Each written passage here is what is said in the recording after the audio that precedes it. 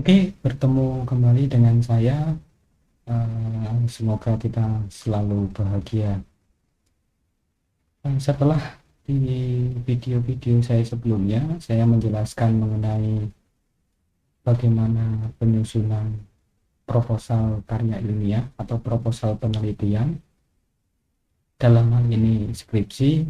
Maka dalam kesempatan kali ini, saya akan mencoba untuk memberikan penjelasan mengenai bagaimana pada saat teman-teman menuliskan proposal penelitian, yang pastinya di situ teman-teman akan mengutip sumber referensi, entah itu buku, jurnal, skripsi, tesis, disertasi, atau mengambil sumber referensi dari internet, atau bahkan dari koran, dari majalah, dan sebagainya. Maka menjadi penting sumber referensi itu harus teman-teman munculkan untuk menunjukkan dari mana teman-teman mengutip suatu sumber.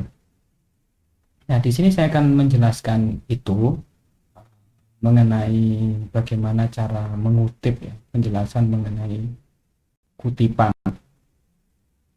Nah, ada banyak cara membuat kutipan ya dalam penyusunan dan penulisan karya ilmiah.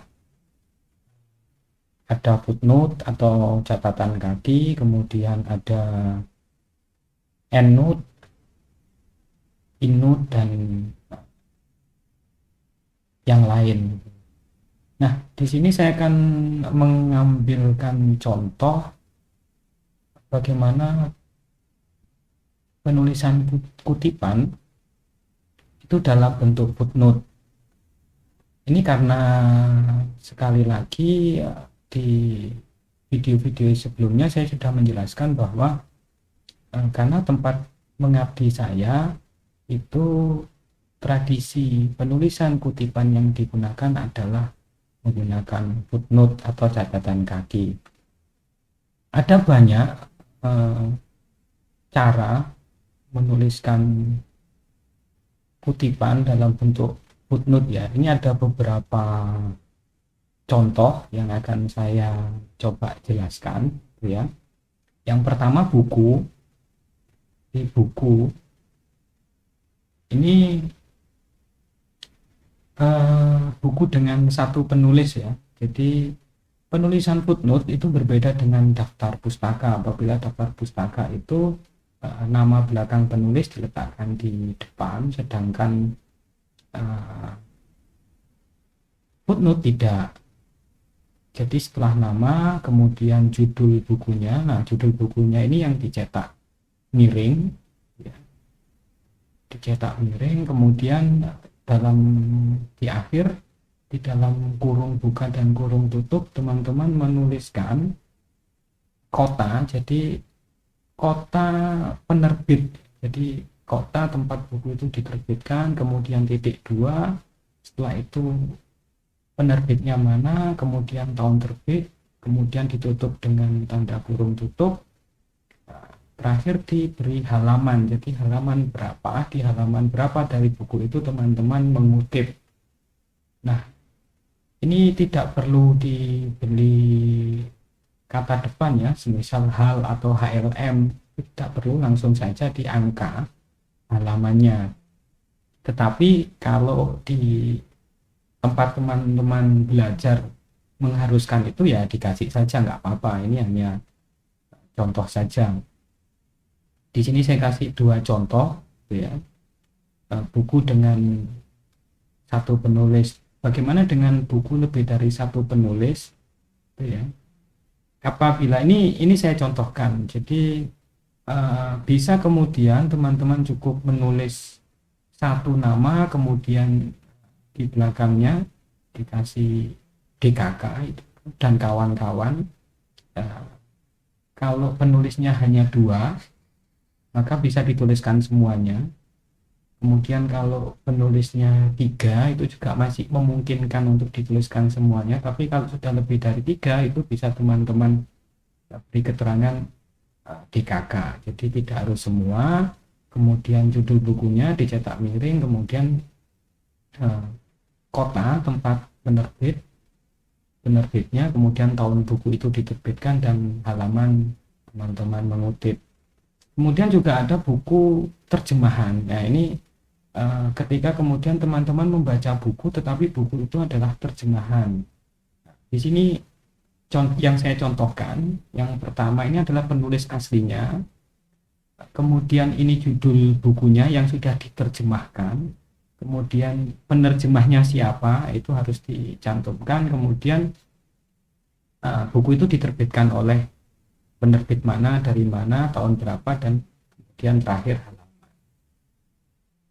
Ini ya, ini ada dua, saya contohkan dua buku yang terjemahan. Kemudian ada buku berjilid. Nah ini biasanya apabila teman-teman mengutip kitab ya. Nah, kitab itu kan saya contohkan kitab itu kan biasanya dia punya jilid itu ya.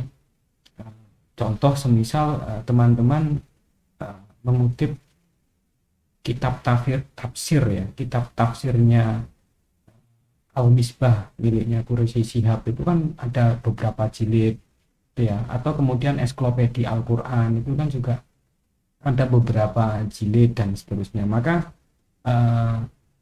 itu juga bisa dituliskan. Jadi ini saya contohkan, ini salah satu kitab gitu ya. Nah, di sini ada volume 1. Jadi volume 1 ini adalah berarti jilid 1. Kemudian hadis keberapa gitu ya. Kemudian ini diterbitkan di Beirut. Ini nama penerbitnya. Nah, dia cetakan keberapa ini juga menjadi penting. Di buku, baik itu buku dengan satu penulis atau lebih dari satu penulis atau buku terjemahan, ini juga harus diperhatikan. Dia cetakan keberapa buku itu. Sudah cetakan yang keberapa. Karena biasanya cetakan itu akan berpengaruh pada tahun. Yang membedakan itu adalah tahunnya nanti. Kemudian halaman. Nah, selanjutnya ada artikel dalam Bunga Rampai. Jadi ada buku yang isinya itu adalah kumpulan tulisan. Jadi di dalam buku itu ada biasanya 10 sampai 15 penulis dengan judul yang bervariatif. Itu namanya Bunga Rampai. Nah, ini saya contohkan Abdus Subhan. Nah, ini adalah nama penulisnya. Kemudian Social and Religious Reform Movement. Nah, ini adalah judul tulisan. Jadi judul tulisan dia dikasih tanda petik. Itu kan di awal dan di akhir, tetapi tidak dicetak miring. Yang dicetak miring adalah dia tulisan ini ada di dalam buku yang judulnya adalah Social and Religious Movement. Nah, ini judul bukunya. Jadi buku Bunga Rampainya judulnya ini. Ini yang kemudian dicetak miring. Kemudian ini editornya. Jadi kalau dia buku bentuknya adalah antologi tulisan atau Bunga Rampai, maka yang ada adalah editor. Siapa kemudian yang ngedit buku itu, nah, kemudian diterbitkan di kota apa, penerbitnya siapa, dan tulisan ini yang teman-teman kutip ini berada di halaman berapa ya. Atau ini contohnya Sarjuni, Anarkisme Epistemologi. Nah, ini juga tidak usah dicetak miring karena ini judul tulisan si Sarjuni. Nah, tulisan ini berada di dalam tulisan yang diedit oleh Listiono Santoso dan kawan-kawan yang berjudul Epistemologi Kiri. Terbitkan di Jogja, penerbitnya Arus tahun 2003. Itu ya, ini juga menjadi catatan penting. Jadi ada buku yang memang dia bentuknya bunga rampai gitu ya. Kemudian artikel dalam ensiklopedia. Nah, ini yang saya contohkan tadi ya. Jadi hampir sama dengan buku berjilid tapi dia berbeda karena ensiklopedia itu juga berbeda itu ya. Misal ini Samsu Rizal Panggabean gitu kan. Nah, judulnya tidak dicetak miring karena ini tulisan si Samsu Rizal, Din, Dunia dan Daulah. Kemudian tulisan ini berada dalam Taufik Abdullah DKK, ini editornya. yang edit. Kemudian nah ini ensiklopedia tematis dunia Islam volume 6 itu ya. Jadi buku-buku ensiklopedia dengan karena banyak sekali ini. Nah kalau kemudian ada keterangan T titik TH ini artinya di ensiklopedia itu tidak tercantum. Jadi kalau nanti teman-teman menemukan sumber yang kemudian tidak dicantumkan tahun terbitnya, maka dikasih keterangan ini, artinya tanpa tahun. Nah kemudian artikel, nah ini yang juga menjadi penting. Jurnal itu ada dua, ada jurnal versi cetak dan online. Hari ini lebih banyak jurnal itu semuanya online ya, karena hampir semua pengelola jurnal sekarang sudah menerapkan sistem OJS atau Open Journal System. Jadi teman-teman bisa langsung masuk ke website jurnalnya, kemudian mencari sumber referensi yang teman-teman butuhkan. Ini saya contohkan dua, gitu ya, baik yang versi cetak maupun online. Nah, ini yang versi cetak, jadi Elvianti Ritonga ini adalah penulisnya, kemudian ini judul tulisan dia di jurnal itu, tidak perlu dicetak miring, yang dicetak miring adalah nama jurnalnya.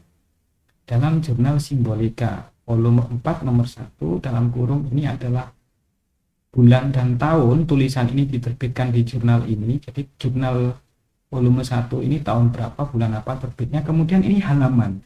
Halaman di sini adalah halaman tulisan yang teman-teman kutip. Jadi teori agenda setting dalam ilmu komunikasi ini ada di halaman berapa dan tulisan di halaman berapa yang kemudian teman-teman kutip.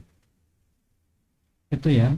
Ini juga saya contohkan yang kedua, hampir sama gitu ya. Jadi yang harus teman-teman ingat ketika teman-teman mengutip jurnal itu adalah yang dicetak miring adalah nama jurnalnya, bukan judul tulisan seseorang yang menulis di dalam jurnal. Jangan lupa dikasih tanda petik di awal dan di akhir judul tulisannya. Sedangkan jurnal online, nah teman-teman harus memberikan keterangan di akhir. Nah ini ya. Jadi sekarang kalau teman-teman masuk di jurnal online itu biasanya ada istilah DOI gitu ya.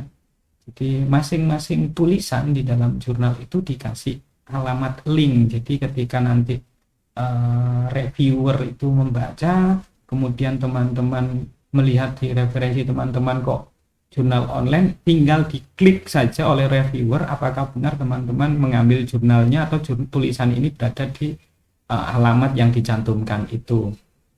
Kemudian ini ya, ini harus diingat. Jadi alamat link tempat teman-teman mengambil jurnal itu harus dicantumkan kalau itu jurnal online ya. Kemudian artikel dalam media massa ini. Jadi ini kalau teman-teman ngutipnya di koran, misal Fahri Hamzah, pemuda dan usia suatu bangsa.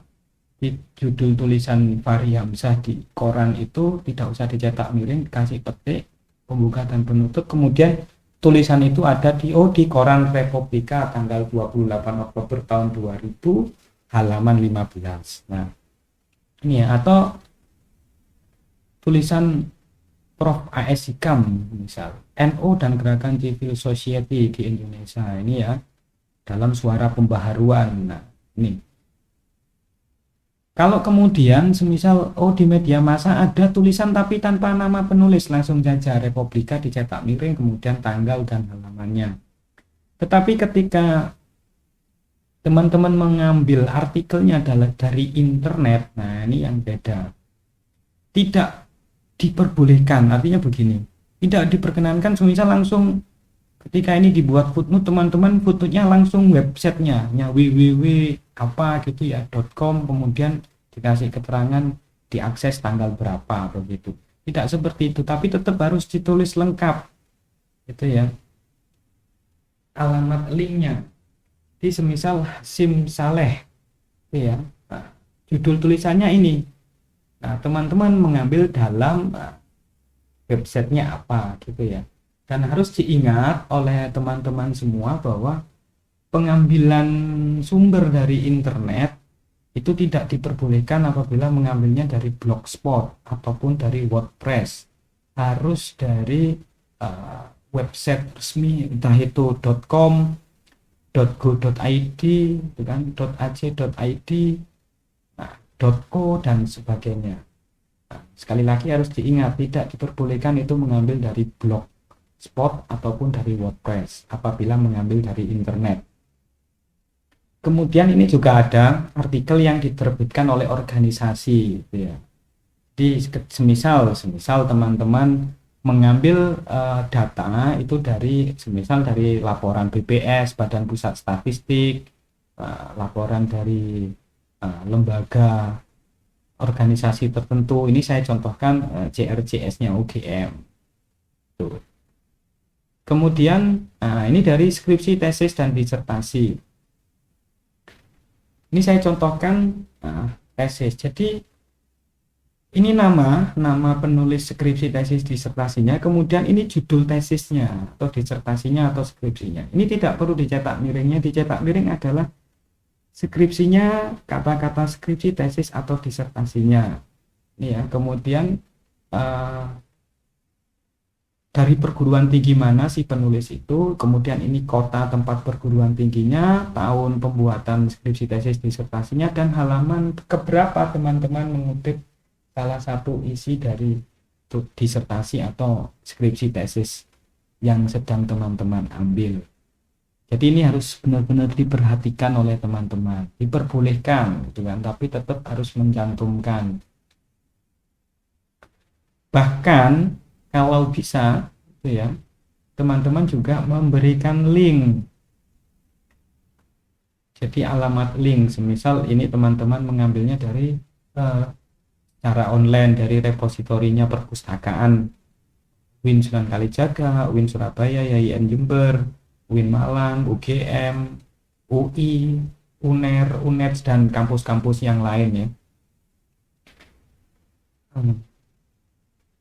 Oh ya, sambil mengingatkan bahwa ketika teman-teman mengambil sumber itu dari internet, yang harus teman-teman perhatikan adalah tanggal akses. Tanggal akses itu adalah kapan teman-teman mengakses sumber itu dari internet.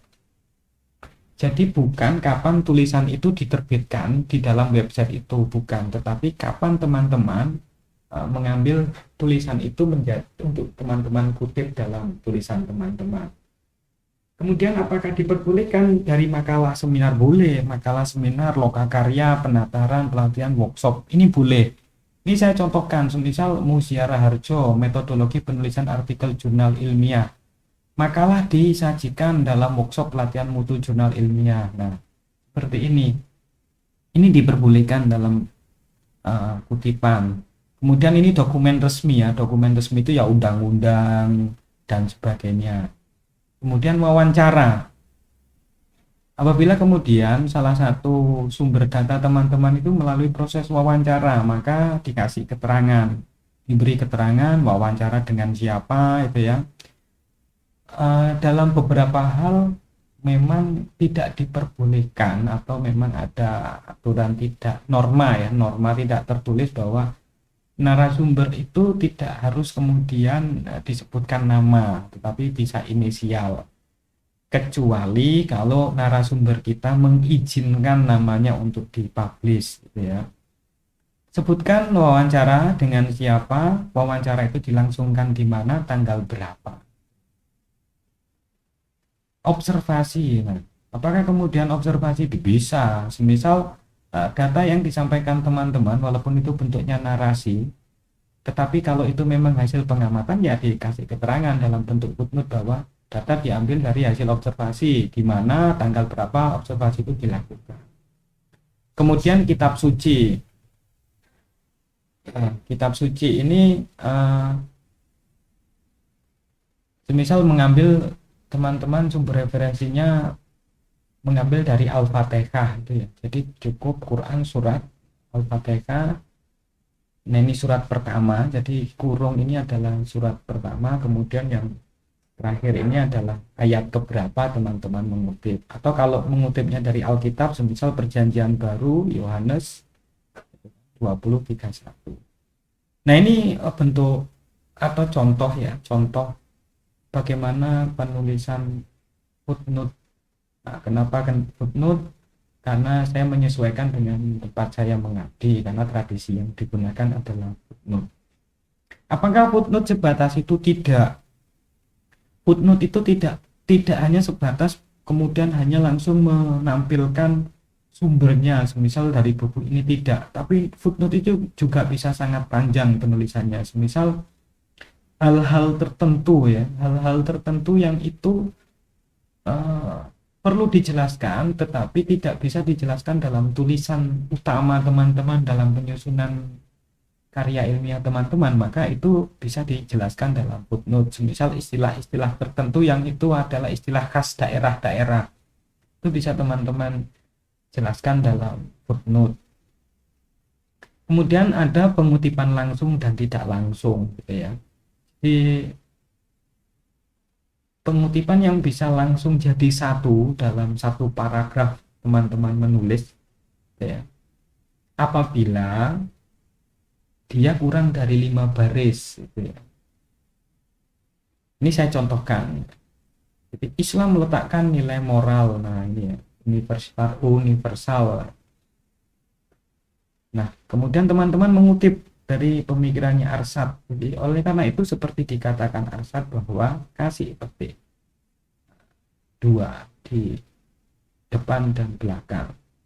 Nah setelah itu baru ada footnote-nya di sini. Nah ini penulisan footnote-nya. Kemudian apabila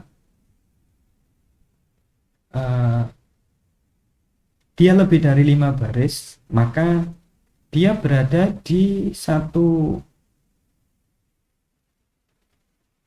penulisan berpisah. Jadi ini penulisan awalnya, kemudian ini kutipannya, karena dia lebih dari 5 baris. Dia agak masuk, kan? Tidak sama dengan tulisan utama. Kemudian spasinya lebih kecil, pakai spasi 1, gitu ya, untuk menunjukkan bahwa ini adalah kutipan yang terpisah atau kutipan langsung. Kemudian tetap terakhir dikasih footnote. Nah, bagaimana ketika footnote-nya itu sama gitu ya, semisal teman-teman tetap mengutip dari sumber yang sama. Saya kira teman-teman sudah familiar dengan istilah ibid, opsid gitu ya, loksid. Nah, hanya dewasa ini penulisan istilah-istilah itu sudah tidak banyak digunakan gitu ya. Jadi bisa langsung semisal M. Arsad, Islam and the Future of Humanity ini. Kemudian di halaman keberapa gitu ya, teman-teman mengutip lagi. Nah, cukup teman-teman tuliskan aja namanya M. Arsad, kemudian Islam and, nah ini teman-teman beri titik-titik. Beri titik-titik, kemudian langsung koma halaman keberapa gitu ya. Jadi tidak perlu lagi menggunakan opsid, loksid dan seterusnya. Nah, setiap pergantian bab gitu ya. Biasanya kan kalau nulis skripsi ada bab 1, bab 2, bab 3. Setiap pergantian bab maka footnote-nya dimulai ulang dari angka 1. Jadi dia tidak terusan, tidak melanjutkan dari yang bab sebelumnya. Berbeda dengan halaman.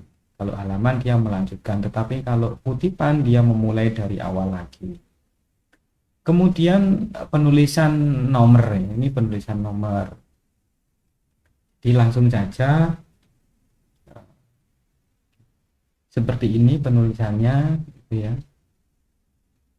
Dan ini contoh penulisan footnote. Nah, semoga ini bisa sedikit membantu bagi teman-teman yang secara tradisi atau kebiasaan menuliskan sumber itu menggunakan footnote.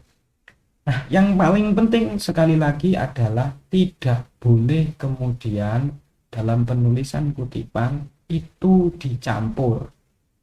Artinya kalau dari awal teman-teman menulis sudah menggunakan footnote, maka sampai penulisannya selesai itu harus tetap menggunakan footnote. Tidak diperbolehkan campur-campur. Ada yang sebagian innote, endnote, footnote, nah itu tidak diperbolehkan. Karena konsistensi dalam penulisan karya ilmiah itu menjadi penting bagi seorang penulis.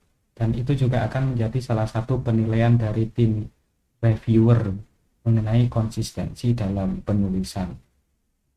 Itu untuk penulisan footnote atau catatan kaki atau kutipan. Nah, ini semoga teman-teman bisa memperoleh sedikit gambaran dari sini.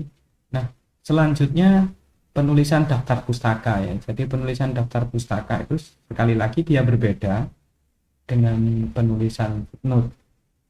Ini contoh. Jadi nama belakang itu diletakkan di depan, kemudian apabila di footnote kita menggunakan tanda pisah koma ya. Sedangkan dalam daftar pustaka kita menggunakan titik. Kemudian tahun, nah tahun terbit bukunya itu diletakkan setelah nama, kemudian ini judul bukunya dicetak miring, nah terakhir cukup kota dan penerbit, kemudian titik tanpa di dalam kurung. Bagaimana dengan artikel? Nah, misal ini dari jurnal, sama itu kan, yang membedakan adalah ini. Jadi tetap sama, yang dicetak miring nama jurnalnya, tahunnya ditaruh di depan. Yang membedakan adalah ini, di dalam penulisan daftar pustaka, apabila teman-teman itu mengutipnya dari jurnal, maka ditulis secara lengkap halaman jurnalnya. Semisal Elvianti Tonga, dia menulis tulisannya dengan teori agenda setting dalam ilmu komunikasi dalam jurnal Simbolika, ini berada di halaman berapa sampai halaman berapa, itu harus ditulis lengkap. Ketika itu penulisan artikel jurnal untuk penulisan daftar pustaka ya. Kalau buku dia tidak perlu pakai halaman, tetapi kalau jurnal dia tetap ada halamannya tapi lengkap gitu ya. Kalau untuk footnote dia cukup halaman tempat teman-teman mengutipnya di halaman berapa gitu. Tetapi kalau daftar pustaka dia ditulis lengkap. Sama ini majalah, kemudian ini internet. Dan nanti teman-teman boleh, jadi penulisan daftar pustaka yang menurut saya yang baik itu adalah dibagi saja. Jadi daftar pustaka kemudian diawali dari sumbernya dari buku dulu, kemudian dari jurnal, dari skripsi gitu ya, biar tertata rapi. Kemudian jangan lupa terakhir seluruh penulisan jurnal itu disusun secara alfabetis gitu ya. Jadi pasti nanti yang dia dari huruf depannya A itu pasti akan berada di atas sendiri. Nah, ini saya kira penjelasan mengenai bagaimana kita mengutip sumber referensi, baik itu dari footnote ataupun penulisan daftar pustaka, baik itu dari buku, artikel dalam jurnal, majalah, internet, dan sebagainya. Nah, ini beberapa hal yang bisa saya jelaskan terkait bagaimana kita menuliskan satu kutipan atau sumber referensi di dalam penulisan karya ilmiah kita. Semoga ini bisa membantu teman-teman gitu kan. Sekali lagi yang harus saya ingatkan bahwa sesuaikan dengan tradisi yang berada di tempat belajar teman-teman, karena setiap tempat itu memiliki tradisinya masing-masing mengenai bagaimana cara membuat kutipan dan daftar pustaka. Jadi beda-beda gitu kan. Ini saya hanya ngasih contoh sesuai dengan tempat saya mengabdi. Oke, semoga ini bisa memberikan manfaat bagi teman-teman. Kalau ada pertanyaan silakan tulis di kolom komentar. Sekian dari saya, terima kasih dan selalu bahagia.